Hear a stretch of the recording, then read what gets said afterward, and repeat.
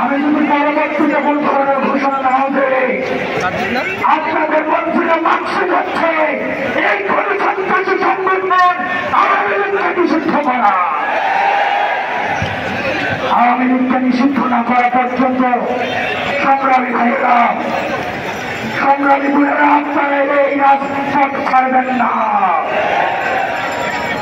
2013 সালে যে শাহবাগ হয়েছে, এই শাহবাগে প্রতিবাদের প্রদর্শনী শোনা গিয়েছে। আমরা এই শাহবাগ থেকে প্রতিবাদের পতন ধরে আমরা কফিনের শেষ একটা মানব। আপনাদেরকে বলতে চাই, আপনারা বিচ্ছিন্ন কোনো ঘুরতে ঘুরতে আলাদা হয়ে আপনারা আলাদা করে মিছিল করার প্রয়োজন নাই।